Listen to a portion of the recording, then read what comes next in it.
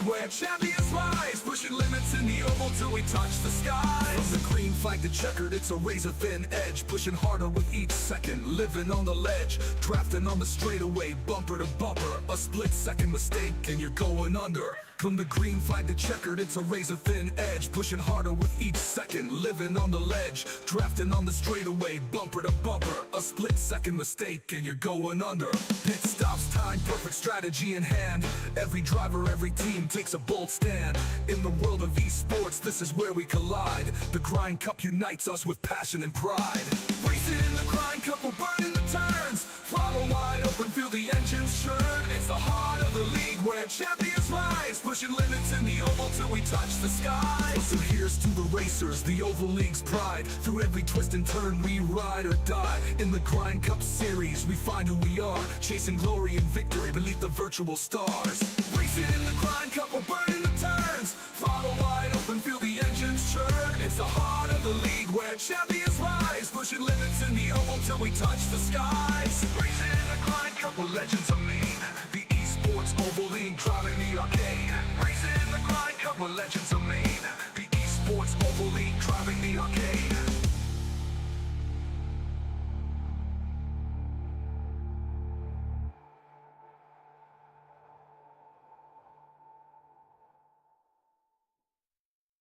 Under the lights, engines roar, we're ready to go. The esports Oval League with the best race to show. Grinding gears, chasing dreams on the virtual track. No looking in the rear view, there's no turning back. Every lap, it's a battle, every corner's a fight. Precision in the daytime, adrenaline at night. The Grind Cup Series, championship and mission. The goal we all crave, speed and skill define the legends we raise. Racing in the Grind Cup, we're burning the turns. Throttle wide open, feel the engines churn. It's the heart of the league where champions rise, pushing limits in the oval till we touch the skies. From the green flag to checkered, it's a razor-thin edge, pushing harder with each second, living on the ledge, drafting on the straightaway, bumper to bumper, a split-second mistake and you're going under. Pit stops, time, perfect strategy in hand. Every driver, every team takes a bold stand. In the world of esports, this is where we collide. The Grind Cup unites us with passion and pride.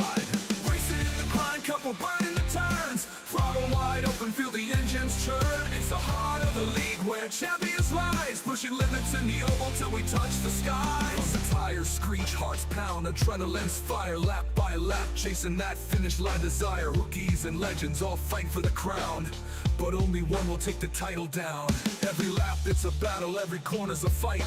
Precision in the daytime, adrenaline at night. The Grind Cup Series, championship and mission. The goal we all crave, speed and skill define the legends we raise. Racing in the Grind Cup, we're burning the turns. Throttle wide open, feel the engines churn. It's the heart of the league where champions rise, pushing limits in the oval till we touch the skies. From the green flag to checkered, it's a razor-thin edge, pushing harder with each second, living on the ledge, drafting on the straightaway, bumper to bumper, a split-second mistake and you're going under. From the green flag to checkered, it's a razor-thin edge, pushing harder with each second, living on the ledge, drafting on the straightaway, bumper to bumper, a split-second mistake and you're going under.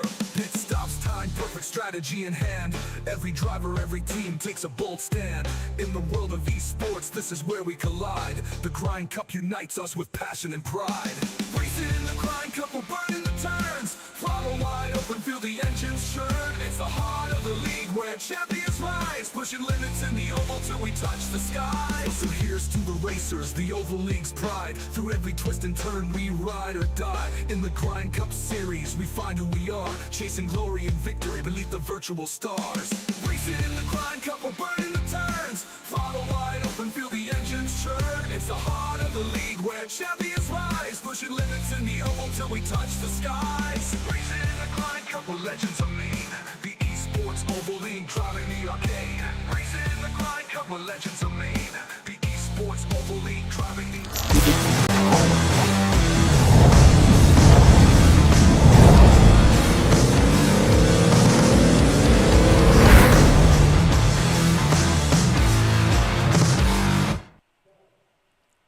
Good evening, ladies and gentlemen, and welcome here as the Flatout Racing Network brings you coverage of tonight's Daytona Duel qualifiers here for the ESports Oval League. Getting ready to set the rest of the field for next week's season opener here at Daytona. Front row has already been decided. Now drivers get the opportunity to try to advance their way a little bit higher up in the starting grid, or maybe if we end up seeing a wreck or two, they may end up getting a net loss in where they're going to start in next week's season opener. I'm Seth Cole. I'm alongside of driver commentator here tonight, Tom Bourne. He'll be heading down to his race car in preparation for the second duel. But Tom, here with these duels, like I said, an opportunity to make a bit of a net gain or maintain your starting position in the field for next week's season opener. What do we see here tonight? Like, what's the tempo going to be? Do we see aggression in the mid-pack to rear of the field, or do we see a lot more of drivers minding their P's and Q's? Well, I definitely think a lot of people are going to try and figure out what they're going to be doing and how their car is going to handle for the actual race next week. We do have one fast repair tonight, which is, I believe, new for the duels this season. I'm not sure if we're actually doing it for the whole season, but it might just be super speedways. But that gives you a little more leeway to actually try and make moves, and I wouldn't be surprised if we end up seeing a big wreck at the beginning, just because people are trying to figure out what they can do. 14 drivers going to take part here in our first duel race, 30 laps in total. Kyle Holden, we saw last week, captured the pole. He's going to be on the inside of row 1 for this first duel. We'll see DJ Daniel, who qualified for outside the front row, as the pole sitter for the upcoming second duel, and some fast machines we saw in qualifying up here towards the front. Alan Dobbs, he was also very strong in the shootout a couple of weeks ago. Chris Papa up here in row number 2 with Brandon Cooper. But you look further back there, closer to the rear of the field, some other drivers that looked really strong in that shootout race as well. Christopher Reese back there around 10th, Matt Mettler back there. So these drivers, they'd love to move up there. The winner of this race, not named Kyle Holden, is going to start on the inside of row number 2 in the Daytona race. Now, I'm not exactly 100% certain about this, and maybe you might know. Does Kyle Holden have to run this entire race, or could he choose to just complete the first lap, pull off the racetrack, and still keep his pole position intact? So I'm actually not sure, but I will be able to find out probably before Duel 2. I would assume he's got to finish all the laps. I mean, with the fast repair, he really doesn't have to worry about DNFing. I feel like if Hupka's breaking it up like how he is, it should follow the actual rules, but I'll find out. Well, here we go. 14 drivers ready for the first duel of the night. Green flag in the air, and Kyle Holden going to lead them to the stripe with Alan Dobbs, to his outside. They're going to head for turn number 1. Yeah, you can already see the outside lane starting to surge ahead a little bit, but that inside lane is packed so tightly right now. You had the 21 of Jeffrey Vickery jump to the bottom right off the start. It looks like that's where he wants to be, but coming off the corner, you're going to see that outside lane surging so much, but it'll all just catch up as you go back in. We heard a number of drivers last week, and even you yourself touched on this, Tom, last week during the pole day qualifying session. A lot of drivers were hoping they were going to be able to find teammates in their respective duels to be able to work with here tonight. Yeah, having teammates is definitely a big thing on super speedways. I'm very blessed, to say the least, in duel number 2. I have a lot of my teammates in there. Not sure how the other teams are stacking up teammate-wise. I know a lot of them are, 2, 3-car teams. So, you end up having a 2-car team, and next thing you know, each of you is in a different race, and you got to figure out who to work with and who you can't.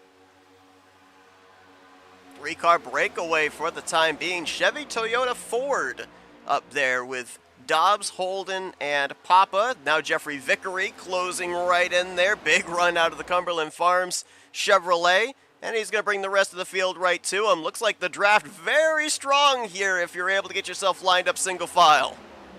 Oh, yeah. These next-gen cars are super fast in the draft. But you'll see, like the 29, he had a great run and jumped to the outside maybe passed a car, and then having no help behind him, he just ultimately just fell back right off the pack again.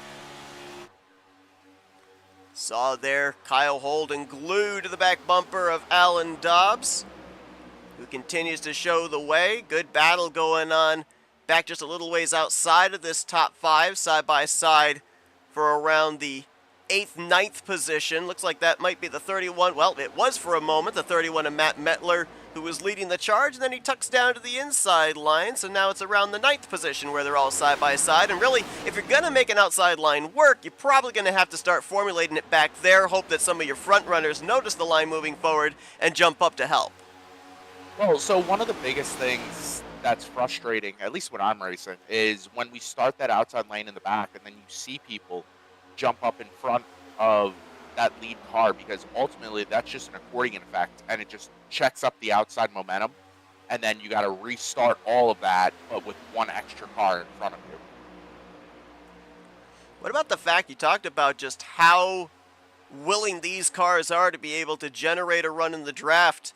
How difficult is it to kind of maybe resist that urge of taking that momentum, trying to jump to the outside when maybe the momentum's just not quite there for a second lane to move forward? It's definitely hard. A lot. There are some people that are actually able to do it because these cars are so aerodynamic and so air dependent that if you get to a certain point, a certain closeness to the car next to you when you're side drafting, it's just going to pull that car back. But you'll see right there, you have a bump go somewhat wrong, and you kind of have an accordion effect on the bottom like you saw down the backstretch. That outside lane's just going to be able to wrap around and pick off a couple positions. Yeah, that uneven bump was 2nd and 3rd position right there. You saw Holden wiggle, Papa wiggled, had to check up, and that might help. That second lane now being led by the 21 of Jeffrey Vickery. He's going to get alongside of Austin Wheeler in the 48 for the 4th position. About 6 drivers right in there now up on that top line, and something we were kind of noticing in the shootout a couple of weeks ago as well is it didn't look like you had to have a whole posse of cars up there on the second line or the third line, whichever lane was trying to move, to actually make forward progress. What is the magic number? Like, how many at least do you have to have up there in a tight draft to be able to start moving forward? So it's kind of hard to say when every patch that comes out, the package changes. So, you know, even for qualifying, for instance, like you have some races at super speedways at Daytona, you want to be in 4th gear in this car. Some you want to be in 5th. Nowadays, I've noticed anywhere from 5 to 6 cars, you'll be faster than the pack. Anything kind of like 4 to 7, like 4 cars or 7 cars, you're kind of going to be on even playing terms, and then anything more than that, if you can't figure out how to stay single file, it's just not going to work. Chris Papa now going to jump up there to the outside line. Not very many blue ovals in this duel. I believe we've only, well, we got actually more than I thought. We have about 5 of them in the field, most of them around the mid-pack area. Chris Papa right now, the highest running of those. Battling now for the 2nd position, and they're making some good headway up there now. He's going to get alongside of Holden, might be able to get to the right rear quarter panel of Alan Dobbs down the back straightaway. Yeah, I spoke to Papa earlier in the week, and he was really looking forward to these duels. He told me he had a very fast car, and I've always enjoyed working with him on super speedways. He knows how to hold the line, he knows how to lead, he knows how to push. So he's definitely somebody to be looking out for, to try and take that lead spot from Dobbs away. But Alan's doing a great job controlling the race right now, and Kyle's just sitting behind him like, yeah, I have the pole no matter what. I'm just going to stay here. It's been quite a while since we've broadcasted iRacing here on FRN. Back the last time we did it, the next gen car didn't even exist, and I remember a lot of different changes went on in the real NASCAR world with the Toyota trying to make the nose a little bit more rounded for the ability for pushing at super speedways. Of course, there was the pointy nose for the Chevrolets. They kind of modified that a little bit. Do you feel the good effects now with kind of the newer models of these next-gen cars in terms of super speedway racing on the iRacing side? Yeah, absolutely. I've come to find out, I've been running Toyotas for the last, I don't even know how many years with Sky Motorsports, and now kind of branching off into other leagues, I get to drive the Ford, I get to drive the Chevy. And one thing I actually found out during the NIS Daytona 500 last year is the Toyotas were terrible cars to push with because they still had that little bit of a point on the nose. So you really couldn't line up with, another Toyota, well, like a Chevy or a Ford could. As you see the outside lane now, case in point, they're just hooked up and they are 4 cars clear on the outside now. And they're going to all now move down to the inside all the way back to Christopher Reese, who, remember, we mentioned there were some pretty big names that started. We're going to start out back in this dual race. Reese was one, Jonathan Cogswell was another, and now they're up here into the top 5, about a third of the way through this duel. Remind everybody, this is one of 2 duels that will run here tonight. When this one is concluded, we'll be talking with our dual race winner. We'll go into an FRN race break and come back for the second duel. They'll have about a half-hour practice for the second duel before they grid up and get ready to go green. And looking at Kyle Holden back there as well, I kind of think back to that question I asked you earlier about him, and as I think about it, it makes more sense for him to actually be out here and run all the laps because, hey, that's added track time to kind of see the do's and don'ts for next week when the points are on the line. The first checkered flag is hanging in the balance here. Exactly. He's doing a great job right now just riding. He's taking care of his car, and he's gaining valuable track time. Yes, even though it's only 14 cars out there right now, what your car is going to do now, it'll roughly be the same next week when we double the field. But overall, he's doing a great job. I mean, he set it on pole. He's got a fast car during these speed weeks, and ultimately, I'm excited to race against him next week and see what he can accomplish with the fast car. Riding on board with second place, Jeffrey Vickery, looking ahead to the race leader, Chris Papa, and looking at that red piece of tape there on the top of the steering wheel.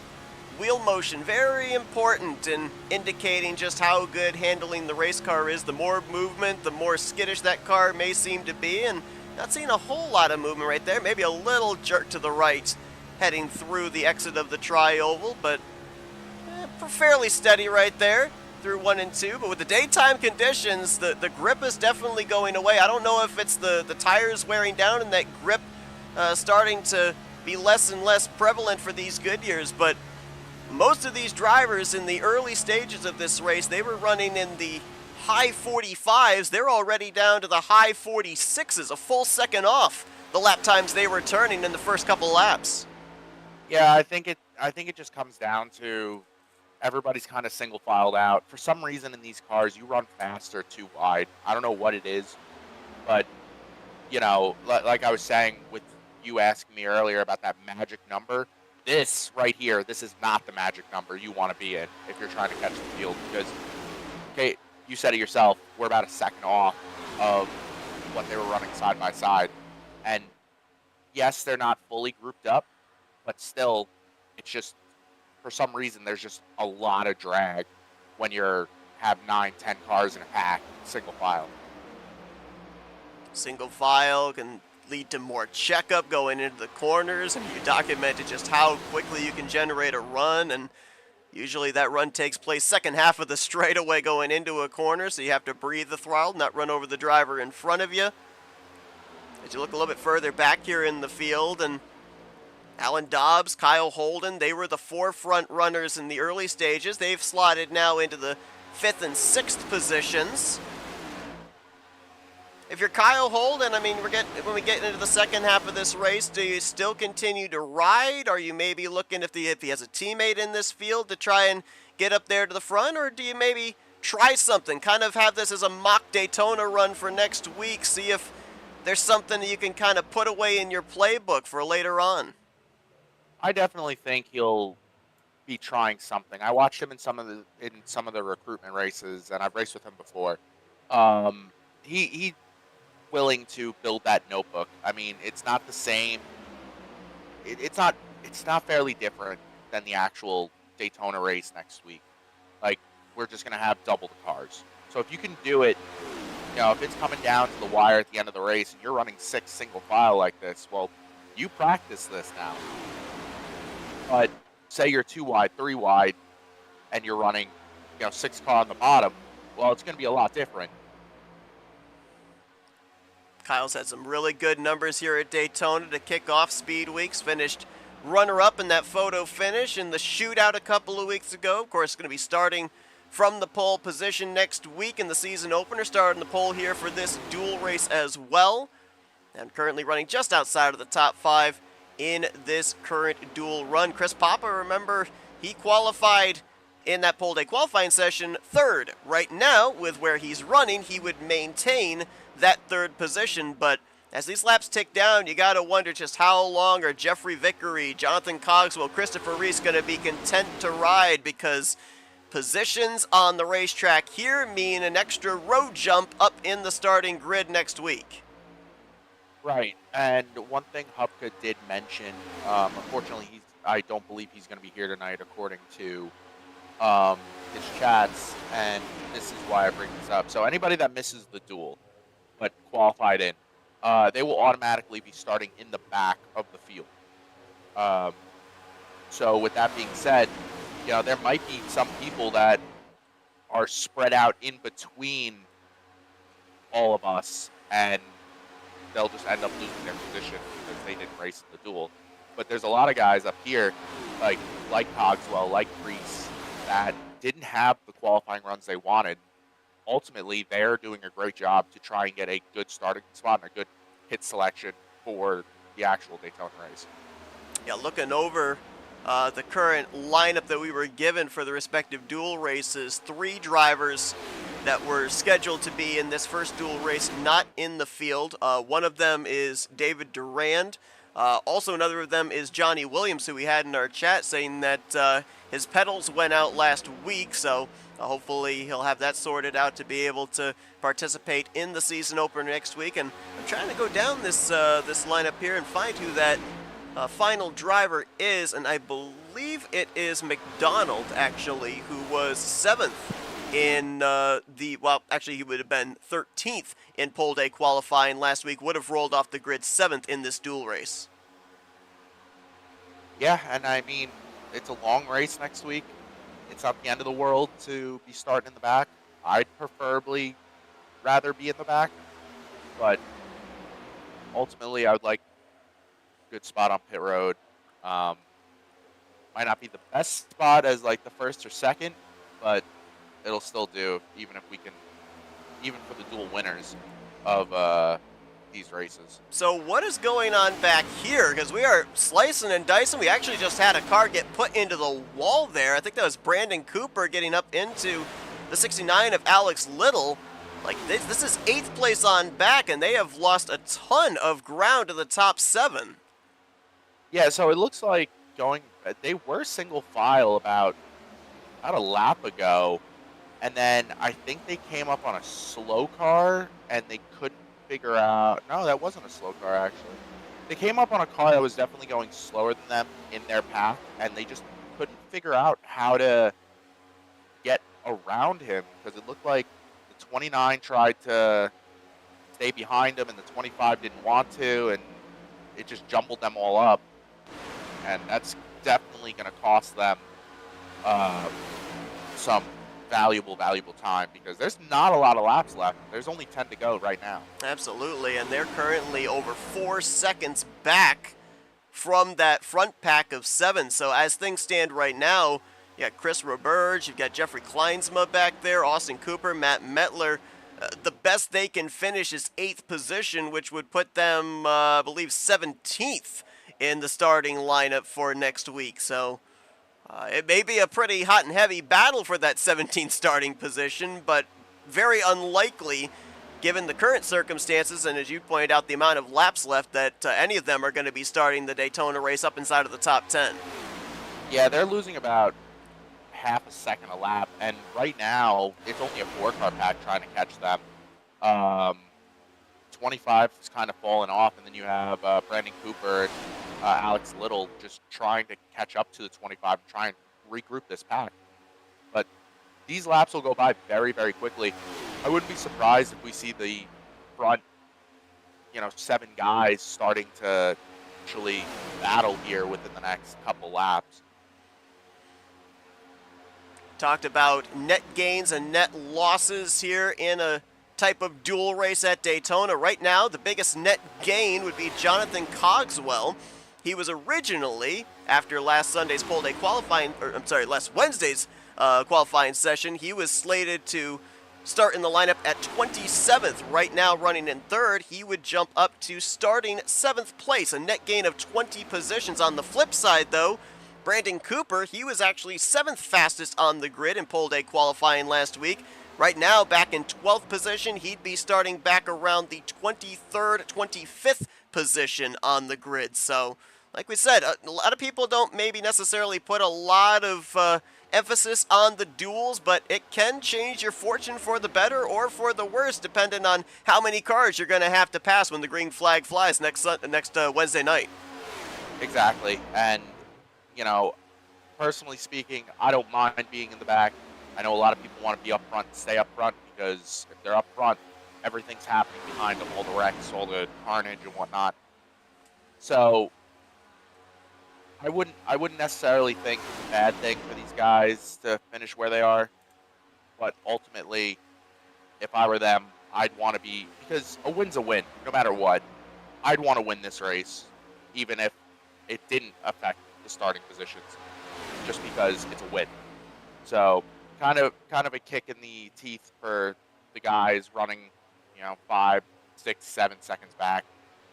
But ultimately, they can hopefully regroup, learn what not to do, and actually perform it in the big race next week. Yeah, I'm with you as well. Starting out back doesn't exactly sound like that bad an idea to me, because if we think back to the shootout we had a couple of weeks ago, we had an incident occur right up at the front involving the top 2, who ironically enough ended up going on to still finish 1-2 in that race and are going to be starting on the front row for the Daytona season opener, that being Kyle Holden and DJ Daniels. So even being up at the front, you're not necessarily safe, especially at a track as unpredictable as the super speedway.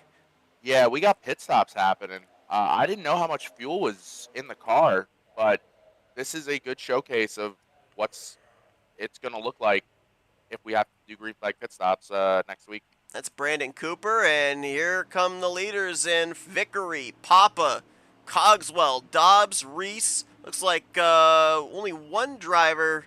Nope, Ooh, correction. I was going to say, I thought somebody was not pitting, Jeffrey Kleinsma, but he might have had the off there.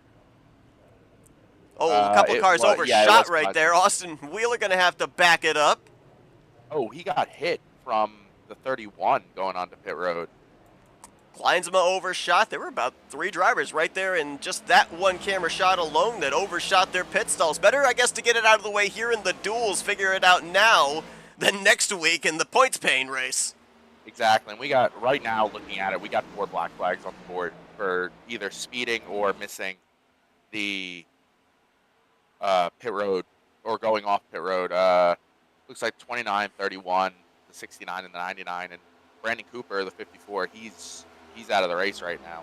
So he'll start towards the rear of the field for next week's season opener. I mean, what does that do for your mentality here? As mentioned, you're going to be getting behind the wheel of your race car in the upcoming second duel. Going to have a pit stop, more than likely, that you're going to have to make here. And maybe under green. You prepared for that? Well, it was definitely a surprise to me, because I didn't know that. I guess one of the perks of sitting back and being in duel number 2. But it'll be good practice just in case if we get green flag pit stops. I don't think we got any in the shootout, so the brake package in this car is always something to worry about. You might lock them up, you might not. You might actually be able to stop the car. That's a big one. But overall, I think it's good that I think for me, I'll actually be ready for it this time. I have a history of pit road issues that we're not going to talk about.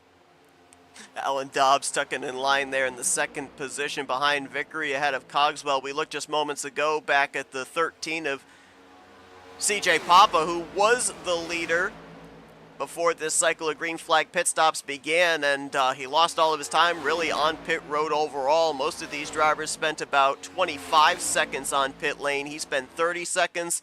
Also a slow pit stop for him as well, one of the slowest pit stops of the drivers inside of the top 7 or 8, and that has dropped him now back to the 6th position, all by his lonesome. More than likely going to get reeled in there by Austin Wheeler, have a drafting partner for these final 3 laps, but not in the conversation any longer of maintaining his spot up there in the top 3, as we nearly just had a wreck right there with the top 2. Vickery nearly getting turned off the nose of Alan Dobbs. Oh, that would not sit well for either of them, having 3 cars around them, and they bring out a caution. With 2 to go, I could see it coming. I could see all bets off with these guys. I know Dobbs wants to win. I know Cogswell, I've raced with him multiple times. He wants to win, even if it's a duel, and Vickery, same thing. So we'll see what happens coming to the white flag here. And you brought up a great point. If that caution had occurred, we have 3 green-white checkered overtime attempts here for these dual races, so we would have had to utilize one of them more than likely, but it looks like we will make it around. We will take the white flag, so let's see if Vickery can hang on. Alan Dobbs and Cogswell behind. Only 3 cars, though, so if you're going to make a move in 2nd and 3rd place, there's not going to be a whole heck of a lot of help in the mirror to be able to push you forward. No, absolutely not. And if I were Dobbs right now, I'm not saying this is going to happen in my race, but if I were him, I'd get off the back bumper of the 21 going down the backstretch. I would back up to the 27, get that run coming off turn 4, and shoot wherever Vickery isn't, because that's the best way he's going to be able to get past them. Jeffrey Vickery, you see he is backing up, going to try and get that run. Vickery got to be prepared to throw the block here. 35 going to go high, 21's going to go up and try and block him, but I think maybe Dobbs is going to have the draft. He will. He got the help from the 27 of Cogswell, and Alan Dobbs is going to win the first dual race. He'll start 3rd for next week's season opener at Daytona. Cogswell will start 5th, and Vickery, completing the podium, will start the race in 7th. Yeah, what a finish. It was bound to happen. I knew they weren't going to ride in line the entire time. So, hats off to Alan. I knew he was fast. And Cogswell with a great, you mentioned earlier, he got so many positions on the starting grid because of that 2nd place finish. Huge net gain there for Cogswell. Also going to be a net gain as well for Vickery. He would have started 11th had we not had the duels here tonight. And Alan Dobbs, who has shown speed here at Daytona all the way back to the shootout a couple of weeks ago when he started from the pole position, shows he's got great race pace as well, as he'll take an extra victory lap. And of course as well, we'll be keeping an eye on him next week. You see him featuring that neon green driver banner, the splitter, the spoiler. He's a part of the 6-driver Dash for Cash taking place in the season opener as well. And with a performance here in this duel, you got to think he's got to be up there in the category of one of the favorites to take that. Yeah, I think I'm going to have to watch him this season. I'm calling it now. He's definitely one of the guys to watch compete for a championship. I haven't raced with him much, but from what I've heard and what I've seen, he's guy's bad fast. Alan Dobbs going to celebrate here on the front straightaway. As he does so, here's a look at the finishing results. Again, not counting the 59 of Kyle Holden. These drivers will all start on the inside line of the respective rows. Dobbs would be on the inside of row 2, Cogswell inside of row 3 on down. You get to Kyle Holden there in 7th, so Rylan Facinato would actually start on the inside of row 7, which would be the 13th position, and then on down through the remainder of the top 10. And this is just the first of our dual races here tonight. We still got another one coming up to set the outside of the respective rows for next week's season opener. And you see back here drivers who had those penalties on the green flag pit stops or did not reach the conclusion. You'll have Mettler, Cooper, well, actually both the Coopers, Austin and Brandon, starting out back next week. Well, let's see if we can quickly go down to victory lane and get a hold of the driver that picks up the victory here in this first duel. See if we can get a hold of Alan Dobbs. 26 Alan, laps. Tom, and Seth up here in the FRM booth. You got us? Hey, what's up, man? Hey, sorry if we broke into a conversation you were having there, but man, Hey, no problem. congratulations on the job well done here. I mean, we were kind of talking about as this race was winding down, you got under the 3 to go mark. There were only 3 of you, so really if you were going to generate any kind of a run, you were probably going to have to do it by yourself. How much confidence did you have in this number 35 that you'd be able to make the move and be able to get the job done there out of turn 4 coming to the tri-oval? I honestly wasn't sure because I kind of figured it would come down to whoever third place went with, but it just kind of lucked out that third place kind of fell off of us a little bit right before I made the move, so he didn't really get to factor into it. The side draft just really killed the leader once I pulled out from behind it. Once I saw third place wasn't very close, and we didn't make contact and wreck, tried to make the move. I was pretty confident by then, but before that, I didn't know what was going to happen.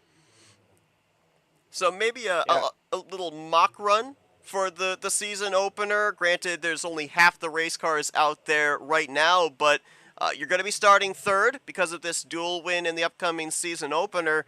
How much did you squirrel away there in everything that took place here in this dual race that you could then maybe apply when we start talking about points and playoff positions next week?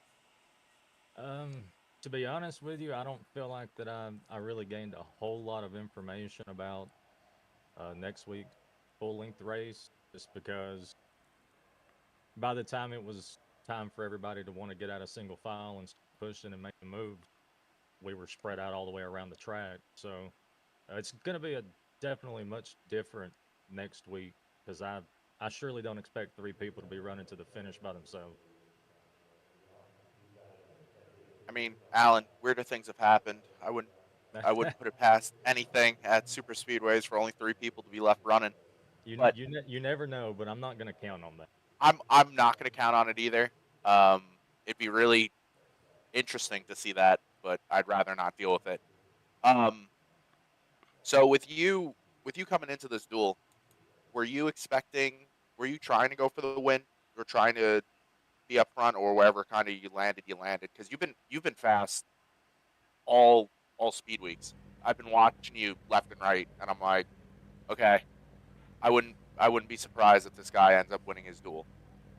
To be honest, I was gonna just kind of follow wherever I landed. I got a really good start off the green flag and was able to get to the lead. So just sat there until I got past, and then just sat there until we had the pit.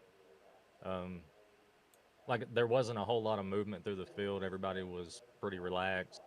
I think there may have been one incident that didn't get a caution for it. I don't really know what happened, but other than that, everybody was really close. Yeah, we just didn't do a ton of racing until very end there, but it was still a lot of fun. Appreciate all these guys, putting on a clean race. I'd rather do that than pace the laps. Well, definitely made it exciting there down to the finish. We got a little bit of everything here to kind of allow us to scratch down some notes in preparation for next week's big one here, the season opener at Daytona. Alan, congratulations on the dual victory starting on the inside of row number 2 next week. Before we let you get back to your celebrating here, we'll turn the microphone over to you for some thank you, sponsors, and shout-outs. Yeah, just shout out to my beautiful wife. For allowing me to do this, not giving me problems. Everybody over at the Hupka Motorsports group, all the admins here, everybody that races. I think we're probably going to have a pretty good season. I'm really looking forward to it, and let's see, Adrenaline Rush Coffee Company. I know there's a lot of others, but this is the first real preseason race, and I don't have them all memorized yet, so I'll have to work on that. Maybe I'll be better next. Well, Alan Dobbs, he is your winner of the first dual race here tonight from Daytona, and he'll have good starting track position next week in the season opener. Congratulations once again, Alan. We'll let you go and get some rest here now and get geared up and ready for next week when the playoffs, but when the real season begins. All right, thanks, guys. Y'all have a good night. So now the question remains who's going to be joining him on the outside of that second row as we head into our first of two FRN post-race winds downs here tonight. We'll have about another 20 minutes, I believe, before we'll have the second dual 10 grid. minutes. 10 minutes, all right. So 10 minutes before we'll have that second dual grid head out onto the racetrack. Tom, you're going to be one of them. I mean, you had the opportunity to be up here in the booth, observe what happened there in that first duel. You got anything in the back of your mind in terms of strategy for this upcoming second qualifier? Be as high as the second coming to the checkered flag. Coming off turn 4, I should say. Got those green flag pit stops potentially to look out for there as well, and you talked about it too. You're pretty lucky with having some teammates you're going to be able to work with. Any kind of pre-race team meeting you think going to go on there? We were talking about it last week after qualifying, and we have enough guys, I think, that will be able to end up getting where we need to be and kind of staying there as long as the green flag pit stops go well. I'm looking right now, and it's saying we're going to get roughly about 26 and a half laps on the starting fuel we have now. Depending if we slow down the pace or not and draft, you could save a couple laps, but I ultimately think you're going to end up pitting anyway. Well, we look forward to seeing what happens in the upcoming second duel. If we're going based off of real NASCAR, we usually end up having the one duel that everybody minds their P's and Q's, brings home in one piece, and then we end up having the whole mess of cars that are beaten and banging and torn up and everything. So hopefully that's not the case for you here tonight. Best of luck in this upcoming second duel, and appreciate your insight of giving us an idea of not only what to expect in your duel, but what you're able to see from the driver's point of view in this first duel. Yeah, I was afraid you were going to say that because I was thinking the exact same thing when Alan came up to the booth. Wow, no cautions this one. I'm worried about that for my duel, but yeah, I love coming up here, giving my insight. I've been doing this for almost 15 years now, so I like to think I have a semi-decent handle on what the cars like to do and what they don't like to do. And it's always fun giving that insight and talking to you and Scott. Unfortunately, he wasn't here tonight, so I was privileged enough to be asked to come up here and help you out. So it's always fun, and hopefully we can put on a show in the second duel. Absolutely, we look forward to it here. Appreciate everybody tuning in to the coverage of our first duel. Don't go anywhere. We'll be coming back here in just a little bit. As you can hear, the Duel 2 cars out and on the racetrack right now for their practice session, and they'll be gearing up momentarily for the second and final duel of the night. Coverage will continue right after this FRN race break.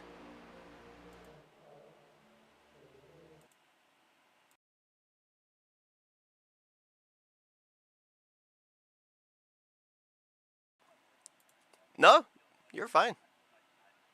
Oh, gosh. No, you were good. All good. It doesn't, it's like riding a bicycle.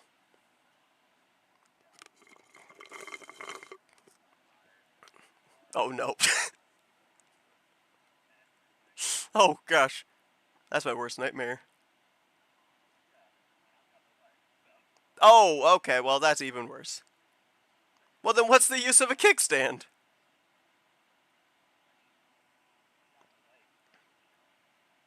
Oh, yeah.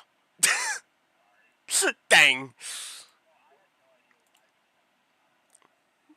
I didn't either. I'm looking at it like 30 laps. Okay, it's just 30 laps. And then you're like, they're pitting. It's like, huh?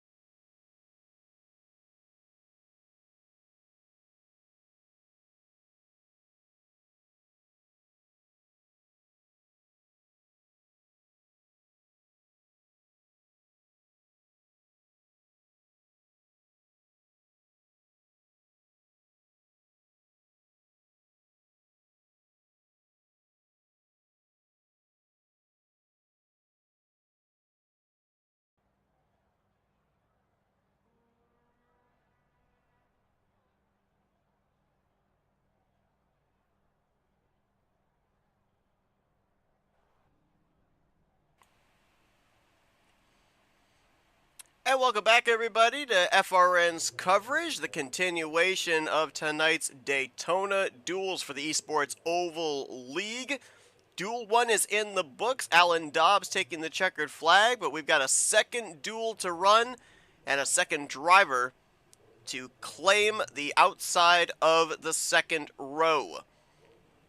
11 drivers going to be taking the green flag for this one. Pole sitter going to be DJ Daniels and the number 96, who qualified for the outside of the front row in next week's season opener from Daytona. Drivers who qualified well, they'll look to maintain their starting spot. Drivers that didn't lay down the best qualifying effort last week will look to improve. As I believe the cars are currently getting ready to roll off of pit lane.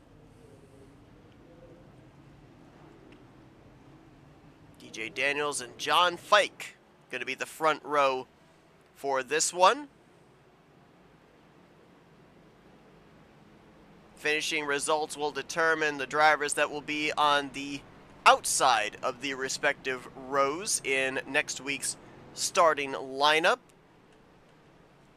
Looking real quickly here through the drivers that were slated to participate but will fall to the back of the pack in the starting lineup. Not being in this duel, we already heard from our broadcast colleague who's actually in this duel here, Tom Bourne. He mentioned that Chris Hubka not in the field here tonight.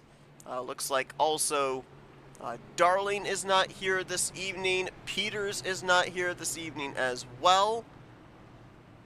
Looks like also Jeremy Richmond not in the field.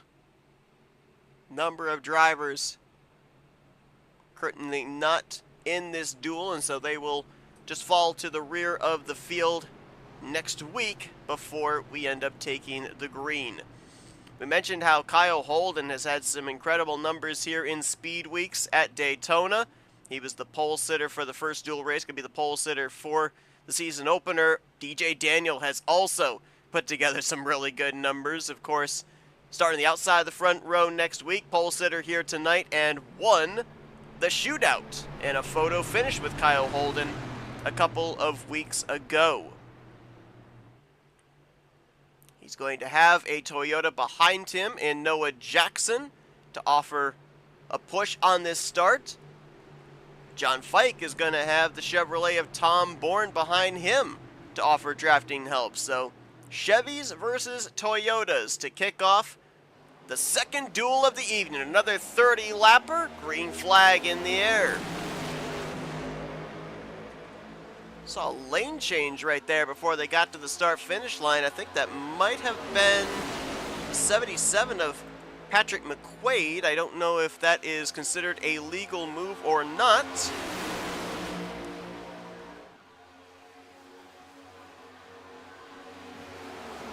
As all of a sudden that second group is gone.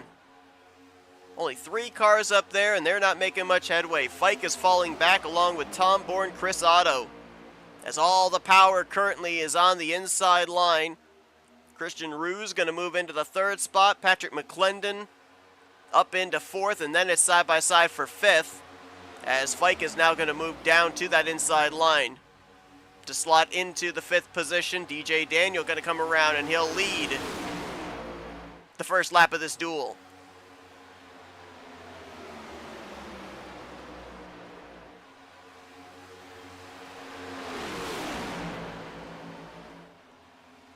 Look at the run on the top now. Tom Bourne with a shove out of the 88 of Chris Otto. And he's going to go to the front. Look at the tandem on the top. And just like that, they go from about 7th and 8th to 1st and 2nd in the span of half a straightaway. Got to think other drivers are going to take notice of that. One thing that we haven't touched on really at all this entire Speed Weeks, and I remember back at the close of the shootout, there was conversation when we interviewed our podium finishers about water temp. The 2-car tandem we obviously see works there, but you have to think that that was spiking up the water temp of the 88 car. how long, how often can you utilize that two-car tandem to be able to pick up track position like we saw them be able to do right there? Otto now we see hanging back.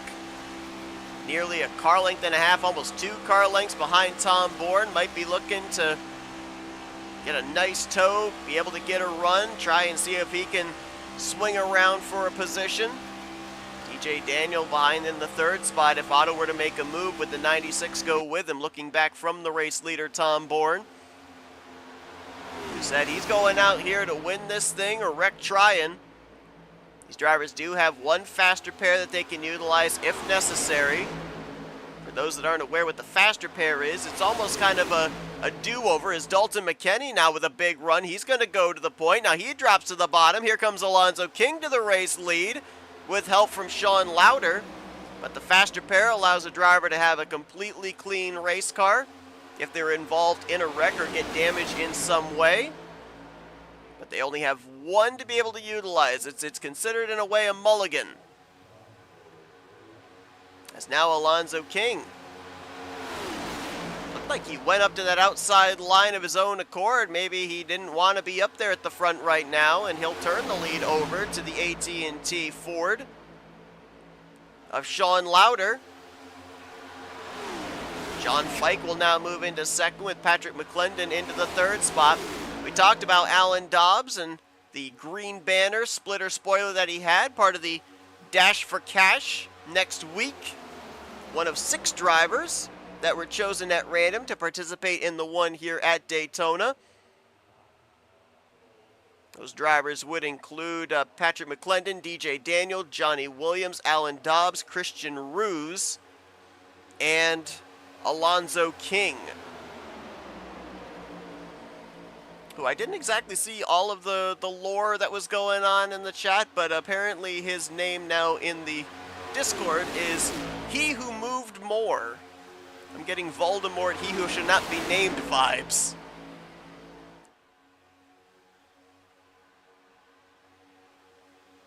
It's like a lot more experimentation going on here in this dual race as well, and I think a big part of that is because these drivers had the opportunity to sit back, observe what went on in the first duel, and might have been thinking to themselves, I wonder if this move would have worked in this situation, or I wonder what would happen if I did this, and now they're putting it to the test here in the dual race.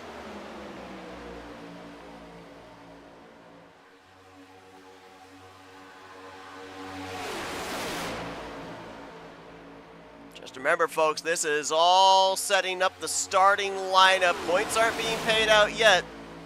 All this is doing is giving us what the official grid's going to look like next week when the official season begins here for the Grind Cup Series. Season opener at Daytona. That's when we'll start talking about points. We'll start talking about positions. We'll start talking potentially about playoffs.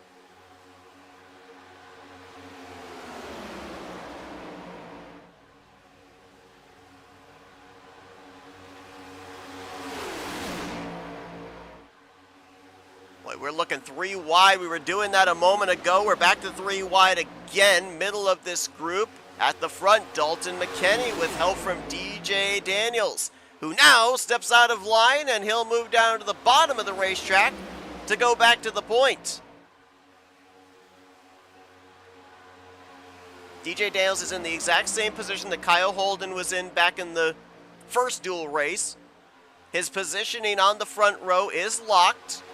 He's just going to be out here having some fun, trying some stuff in this dual race in that Toby Keith tribute Toyota Camry XSE.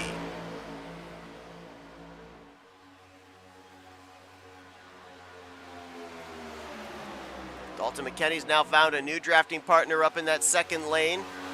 It's going to be Alonzo King. DJ Daniel saw the run come and moves up in front of the Budweiser Select 46. But it really looks like Dalton McKenney, he's very committed to making that second line work.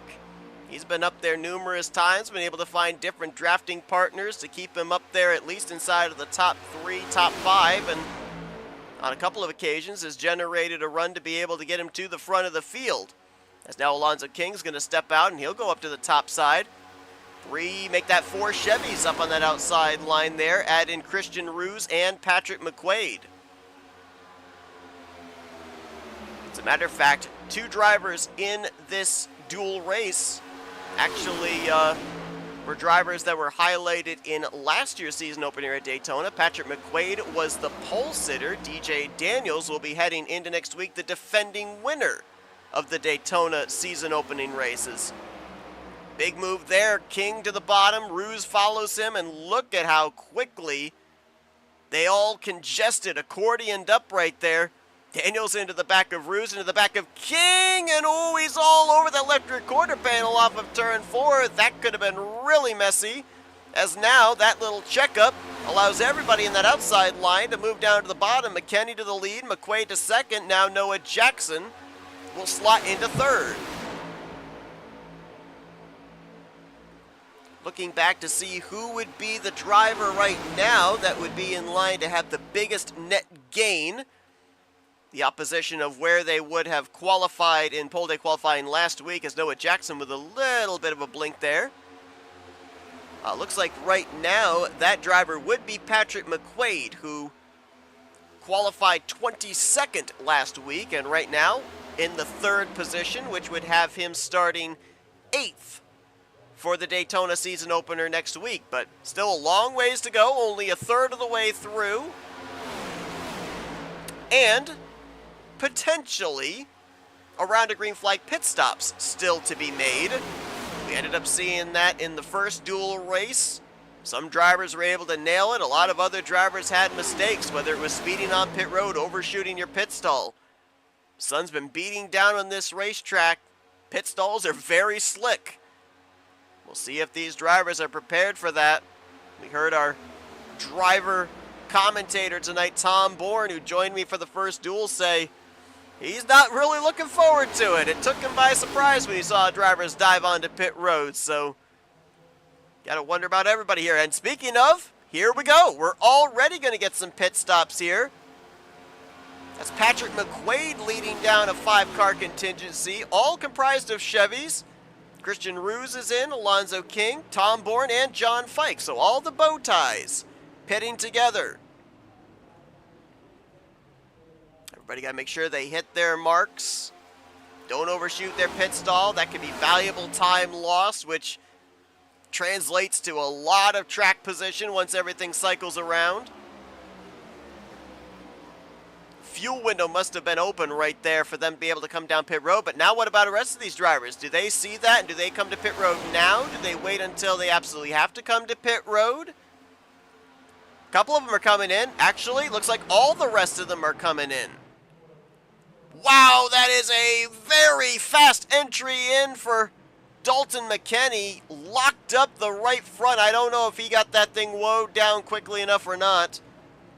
Everybody else is on pit road here. Lauder, Jackson, McClendon, Daniels, and Otto.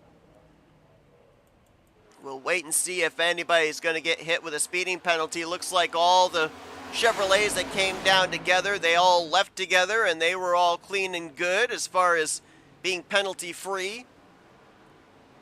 Dalton McKenney has been hit with a speeding penalty. Man, I thought so. That looked like that was way too hot an entry. He tried to push it to the absolute limit and just overextended a bit too much. It's a gutsy move on his part, but it's ultimately going to cost him a good starting position in next week's opener. Dalton was going to be rolling off the grid from 16th based off of his qualifying result last week. Now he's going to find himself outside of the top 20 unless somebody else runs into trouble in these final 16 and a quarter laps.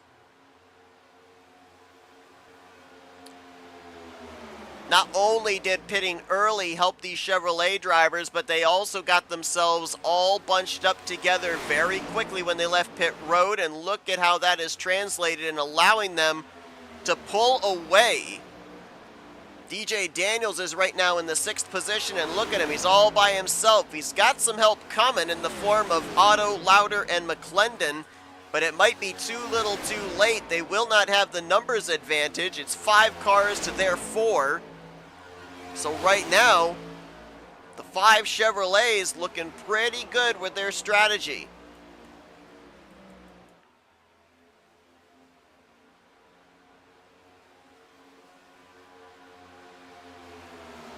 So you have to assume now they're all going to be content to ride in line, try to gap that other group of 4 as much as possible.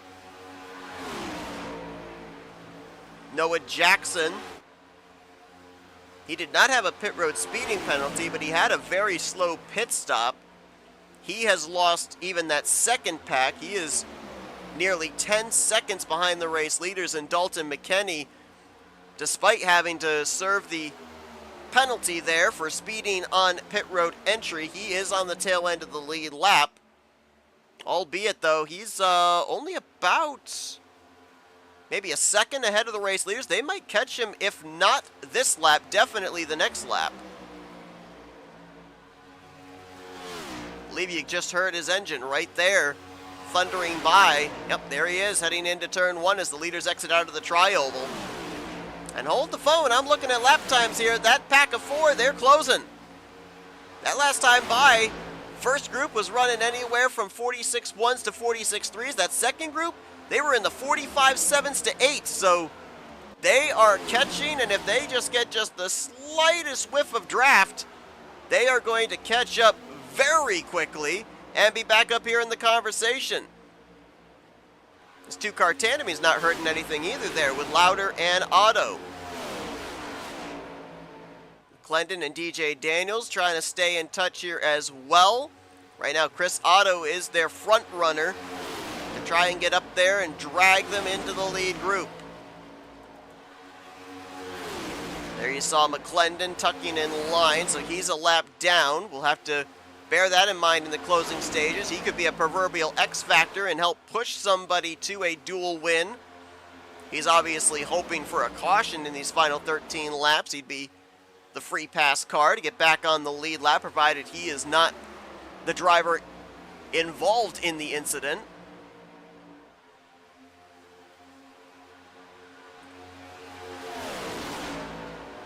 As lap time advantage still goes to that second group, that they haven't closed in quite as quickly as they were a couple laps ago. Sean Lauder backing out of that group. He may actually be running hot. We saw him pushing the 88 in a 2-car tandem. Might be dropping back to cool down that engine just a little bit.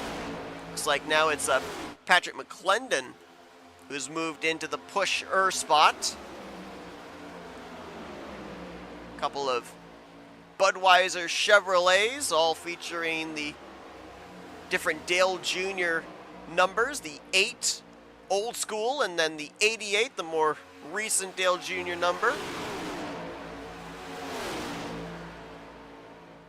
They can see the leaders. It's just a matter of can they close up. Riding on board with Chris Otto, looking ahead to what is now a group of 6. Was a group of 5, but remember they added on the 46 of Dalton McKinney. That has briefly for the moment helped to kind of stall out the momentum this second group had. They were gaining about nearly 3 to 4 tenths a lap. Now they're only gaining about a tenth, but I think right here, you see this distance out the windshield. I believe Otto has the draft off the 46. And they'll be up here in this lead pack here momentarily, probably by time the field enters into turn 3 here coming around this lap.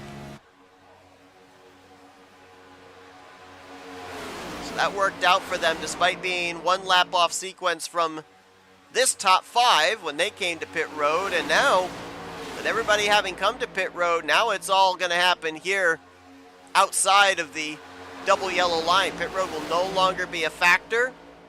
You've got what you've got until the checkered flag, which is going to be about 9.5 laps from now. And look at the movement up here in this lead group. John Fike, I don't know if he's kind of shading up there, trying to see if he makes a move, if anybody will go with him. And now, look at this. Now they got to start thinking about that second lane, because Here comes Chris Otto. Here comes Patrick McClendon, DJ Daniel, and Sean Louder. They've got to run. Oh, Otto slipped up there through the tri-oval. Almost was taken 3 wide, and make that McClendon actually had to back out a little bit. That just stifled all that momentum they had coming out of turn 4. They're now stalled out in a side-by-side for 4th place with Christian Ruse.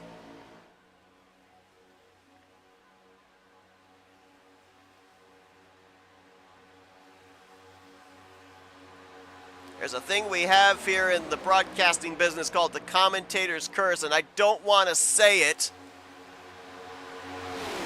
but I kind of do have to point it out as we're 3 wide again. Otto is dropping back.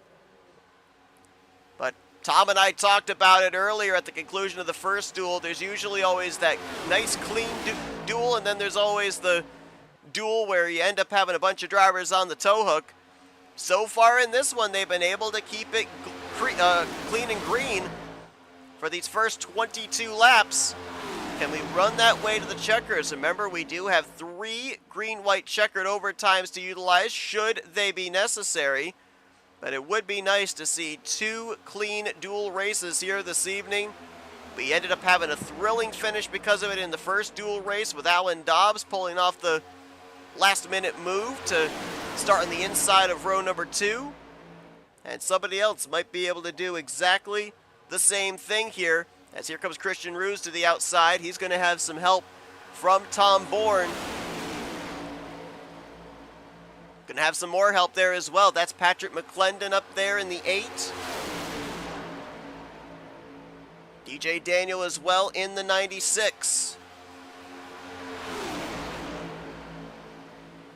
2 by 2 by 2 for 4 rows. Chris Otto there as well, and don't forget about that lap car of Dalton McKenney, who could be a huge difference maker into the outcome of this race. Yes, he's a lap down, but he is also a car out there that is capable of offering draft, offering a push if necessary. And just feel the energy of this field. The intensity is beginning to ramp up every lap that ticks away. 6 laps to go here in duel number 2. We've already set the inside of the respective rows. We know officially 3 of the 4 drivers that will start up in the first 2 rows. Kyle Holden, DJ Daniel will be row 1. Alan Dobbs will be on the inside of row 2, but who will join him to his outside next week? Christian Ruse, clear on both lanes, but he stays committed to the top with Tom Bourne. Alonzo King trying to get to the left rear quarter panel, might be there off of 4. Nope, not quite. Ruse still clear of both lanes, gonna channel his inner Dale Jr., work the draft on both lanes, not allow either one to be able to get a run on him.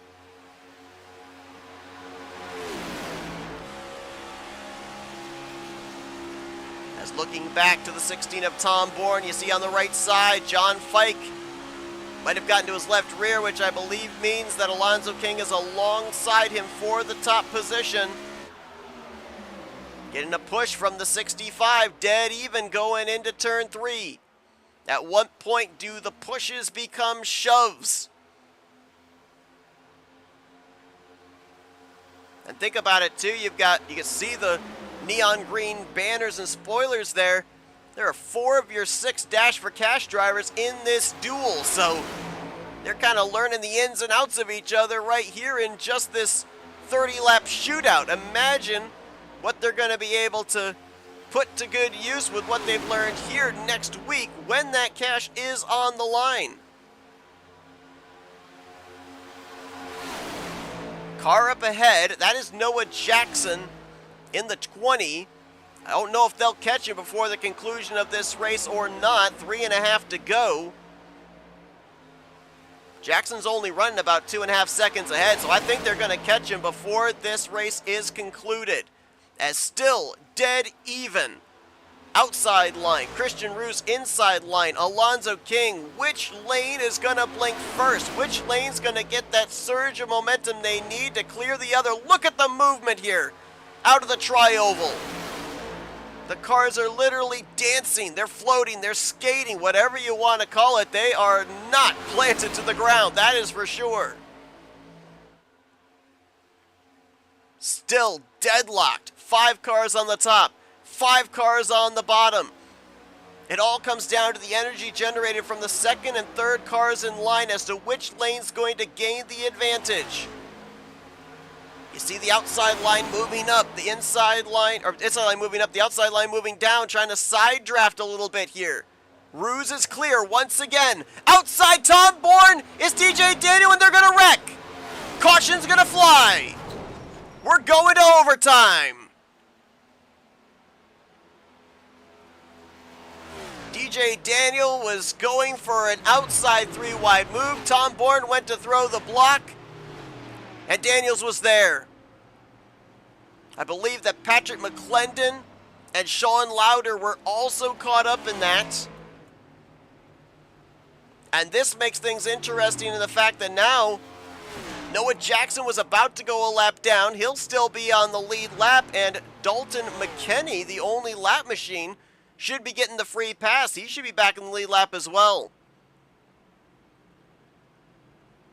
Race is not over for these drivers with damage. They do have one faster pair at their disposal, provided they didn't use it on that green flag pit stop. But let's go back and take a look at what exactly happened there.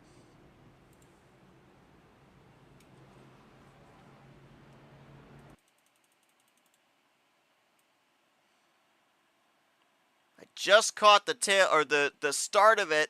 I saw DJ Daniels make the move up to the top, and Tom Bourne go up to cover. There you see it, and then it looks like maybe Sean Lauder got into the right rear quarter panel of McClendon, turning both of them up into the outside wall as well. We'll get another angle of it here, coming through the tri-oval.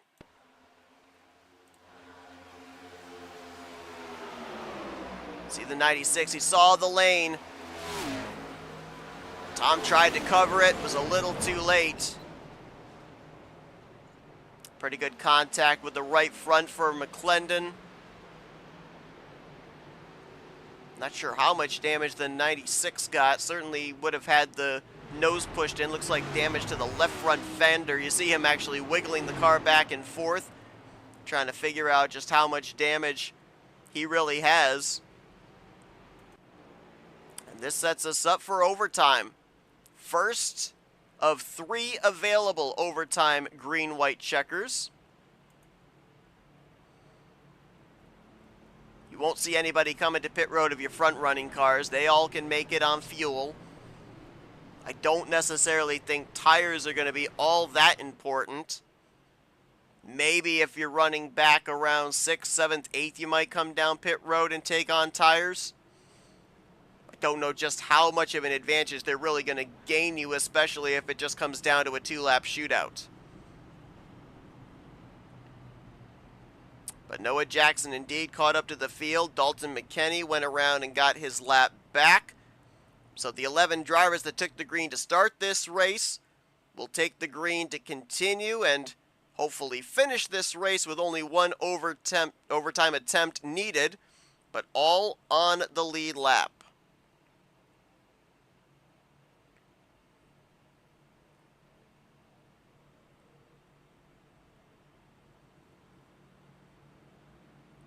I believe all the drivers involved came down pit road and did utilize their faster pair.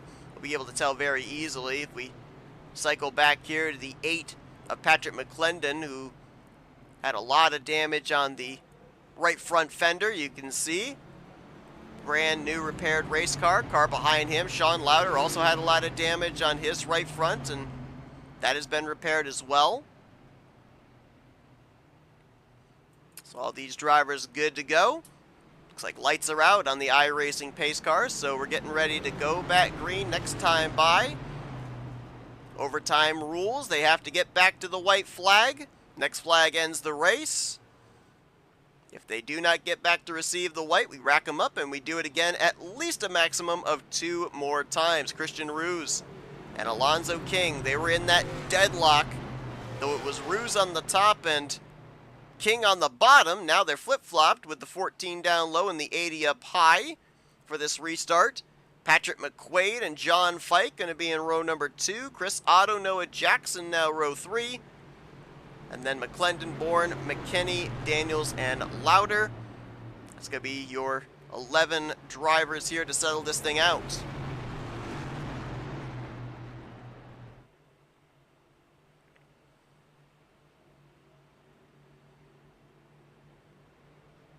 This was only our first caution of the entire night.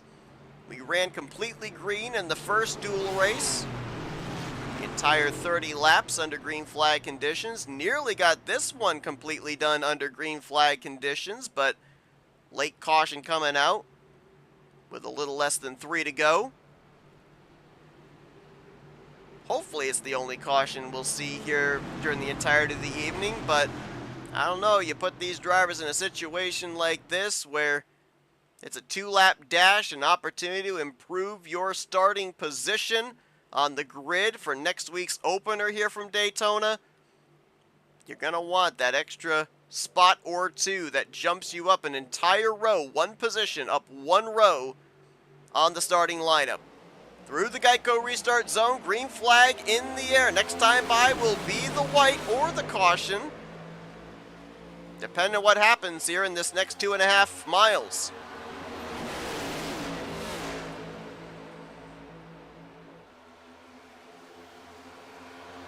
Watch that second group, third lane forming as well. Tom Bourne with DJ Daniel. They're going to stick Noah Jackson in the middle. Bourne going to push the 65.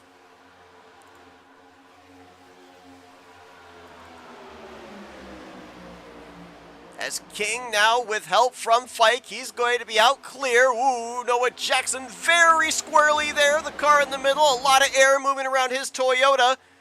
And they are going to make it out of turn 4. They're going to come around and see the white flag. Alonzo King taking the white.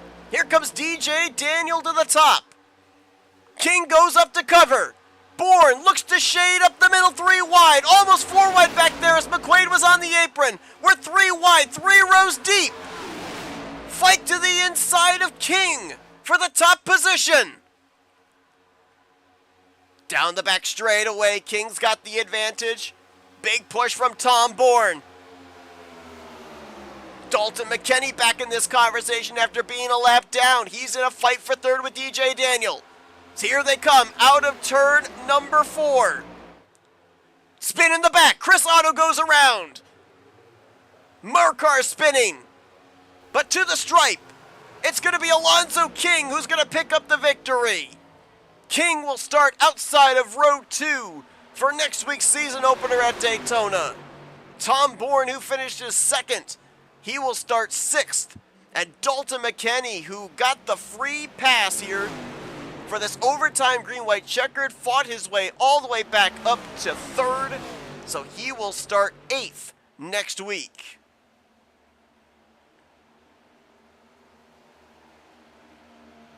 What an incredible comeback there for the 46. A comeback for Tom Bourne, who helped to bring out that caution that sent us into overtime. And Alonzo King putting some really good blocks on there in the final closing laps to be the first one back to the checkered flag. Alonzo King, if we had not had these duels here tonight, he would have rolled off the grid in 18th position based off of his pole day qualifying speed. And he improves it by a net gain of 14 positions, as he will be rolling off 4th in next week's first race, official points race of the season. Let's take a look here at the finishing results from this one. Alonzo King with the victory. Tom Bourne just didn't have the momentum, didn't have the drafting help to make a move, brings it home in 2nd. Dalton McKinney going to bring it home with that comeback run in 3rd. DJ Daniels just had to finish the race. He didn't have to win it. He's locked on the outside of the front row for next week. He gets fourth. Noah Jackson, who was almost about to go a lap down before that last caution came out. He's going to finish fifth. Then Sean Lauder, Chris Otto, Patrick McQuaid, Christian Ruse, and John Fike going to be your top 10. Those are drivers all involved in those spins out of turn 4 all the way down to the tri-oval and the start-finish line. Subsequently, they're going to be starting out back in the starting lineup next week. Patrick McClendon, the last driver to finish in this one in the 11th position. So for those drivers there, that translates to starting positions outside of the top 15 to as far back as outside of the top 20. But what a job by Alonzo King, picking up the second checkered flag of the night, bringing it home in dual race number 2. Let's see if we can get a hold of him here. I'm not certain. Yep, we do have him on standby. Let's see if we can dial him up down there in victory lane. Hey, Alonzo, Seth up here in the FRM booth. You got a copy, my friend? Hello. Man, I'll tell you what, nail biters here in these Daytona duels. I mean, the points aren't even on the line right now. Just a good qualifying effort or a good starting spot in the season opener. But it came down to timing blocks because both lanes, even the third lane almost for a time looked like it was going to be happening there. How were you able to keep them all at bay? And is this something that you might be storing away if you're out in front near the closing stages next week? Well, you're definitely going to have to store it away. And the biggest thing is just watch your mirror mostly and see who's got the runs and try to block them as much as possible. You know, you don't want to do a late block on them, but you can tell who's got the momentum. Just get up in front of them. Yeah, I don't like leaving my teammates hanging out, but last lap, I don't have teammates no more at that one, to me. So. Hey, we saw you guys here in this duel, maybe a little racier as we got closer to the end of this one. We saw you in the 14 completely gridlocked, it seemed. Same number of cars behind you. You just couldn't seem to get the advantage on each other. Even saw some other experimentation, like some early pitting there in this duel. We saw some two-car tandems taking place as well. Was this the benefit of being in the second duel, seeing what the drivers did in the first duel and thinking, you know, let's try some stuff and see if it works?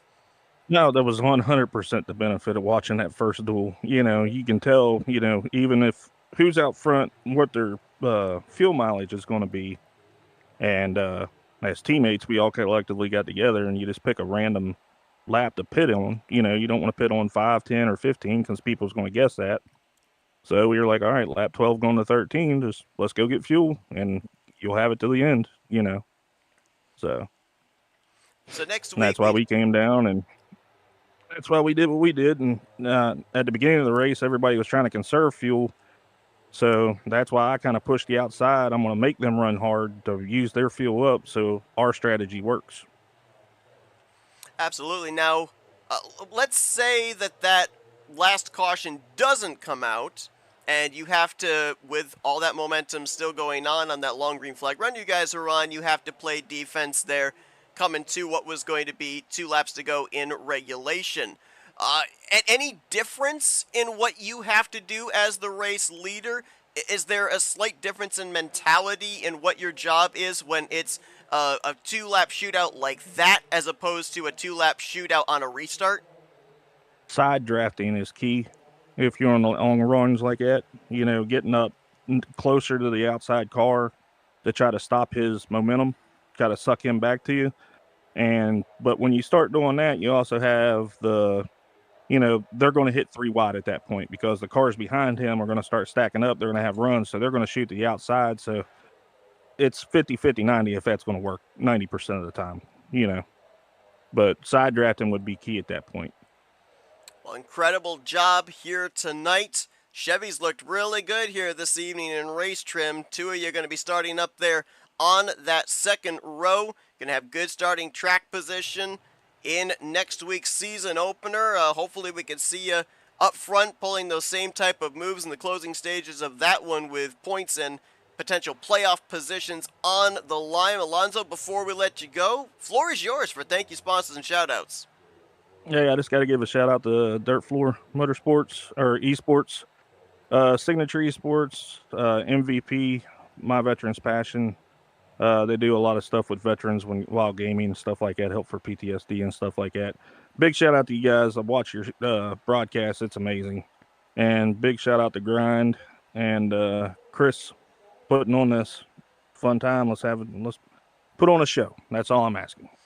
I'll put on a show. They definitely did tonight in both duels, and we were looking forward to seeing what kind of a show we're going to have next week in the season opener. But Alonzo, congratulations on your victory here this evening in the duels. Best of luck next week when the season kicks off. Thank you, sir.